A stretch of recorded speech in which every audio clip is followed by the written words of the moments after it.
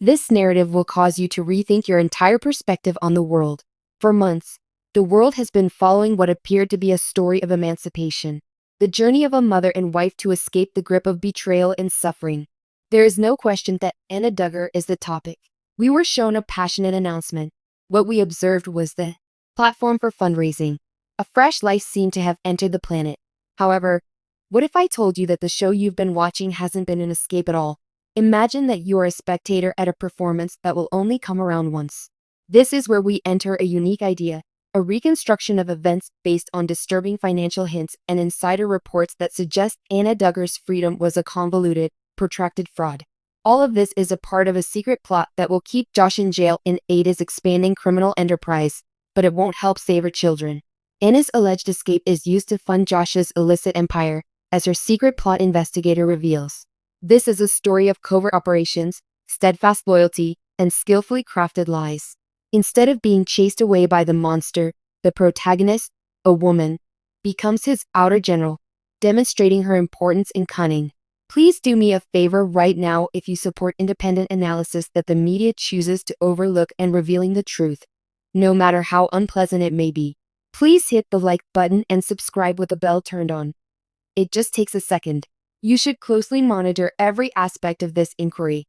Trust me. All right, let's dive right in. A performance to remember. To understand the genius of this supposed plan, we have to go back to the beginning. One day, the world began to see Anna Keller Duggar differently, and a new chapter in her story, not the Duggars, mind you, began. We'll call it the emancipation. The movement for freedom. Josh Duggar's last sentencing was approximately 6 months ago. The public's excitement is declining despite the successful pleas. The story has advanced. Most people believe that the Duggar saga was in the midst of a long, tranquil time. At the same time, Anna did something. It wasn't an interview with a major network. That would have led to too much glamorization and obviousness. Actually, that was much more intentional. One mysterious tweet from a recently made, password-protected Twitter account directed users to a 12-minute movie on an unidentified YouTube channel. The URL was leaked to a select few Duggar-focused news websites and blogs. The design objectives were raw, organic, and discoverable. The video showcased public relations at its best. Anna appeared exhausted yet resolute. Her typically kind voice had never sounded so strongly of an unsaid force. Throughout, she kept an ever so slightly off-center look, as though she were speaking to a close friend. She began with a real tremor in her voice. She would say, "I have prayed for guidance for a long time. In my prayers, I have prayed for wisdom and comprehension. I have sincerely tried to live out the forgiveness lessons found in the Bible. The Bible also tells us to keep an eye out for God's little ones, the defenseless individuals entrusted to our care." Take a look at the language. It's not angry. The motivation is not anger. Fully inside the framework of theology that her followers would understand and respect. There is no rejection of her faith. She claims that this is the motivation behind everything she has done. She continued by carefully choosing her words. "I've come to the conclusion that my prior line of action put my kids at intolerable risk after seeking advice and giving it some thought. I have to put their future, mental health, and spiritual health first. So, with a sad heart, I am announcing my separation from Josh. I am using a new strategy to give my 7 children a safe environment." Here, the key phrase is separating, not divorcing, from Josh. Divorce is viewed as a messy way to finish things in her society. It's kinder to distance. It implies a time of introspection while keeping the door slightly open, which is essential for maintaining the support of her conservative constituency. Abruptly declaring a massive shift in the external environment. She never attacked Jim Bob or Michelle. She never condemned the family. She and her kids vanished into thin air, out of the equation. The general public responded in a huge and quick manner. It was quick. The incident was featured by magazines including People and US Weekly, as well as by the Today Show and other popular news shows. Everyone accepted the story. Anna Duggar, the long-suffering victim, had finally found her voice. The Duggar family's detractors, who had long been right to call her an enabler, ended up feeling surprisingly conflicted. Online forums that were frequently full of scathing sarcasm and perceptive criticism of the family were suddenly inundated with comments of support. "I never thought I'd say that, but it's good for her. She finally did it, and it was amazing." Her first concern is keeping her kids safe. Her past behavior doesn't matter to me. She should be given a chance at real life. Anna had done the unimaginable. Now she had the support of both her supporters and her detractors.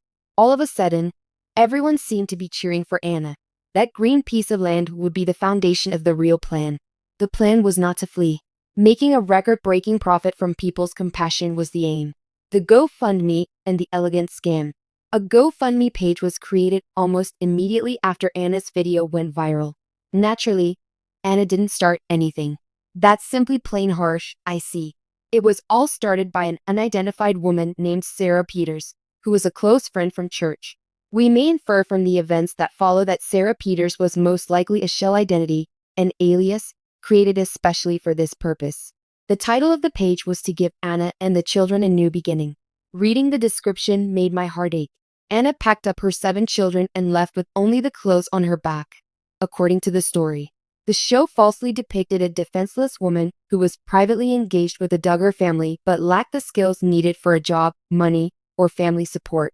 The modest goal of $50,000 might be used to buy a reliable car and a modest rental house. Not only did the fund surpass its goal, it soared. It was a phenomenon of culture. Those who were adamantly opposed to the Duggars' beliefs and had never watched an episode of the show were among the donors. The donations were $5 and $50. The only emphasis was no longer Anna. It was a symbolic act. It was a vote for any woman who has ever felt oppressed. A serious blow was delivered to the patriarchal society that the Duggars represented. Before long, the GoFundMe had reached $100,000. It was approaching $500,000 a month later. And when the money began to come in, Anna began carefully crafting her new public image. She started a blog. The title was Grace in a New Season. Gorgeous photos of her kids playing in flower fields combined with well-crafted typography and pastels produced the perfect look. The photographs were probably taken on Duggar property, even though they were allegedly liberated. The content was pure inspiration porn.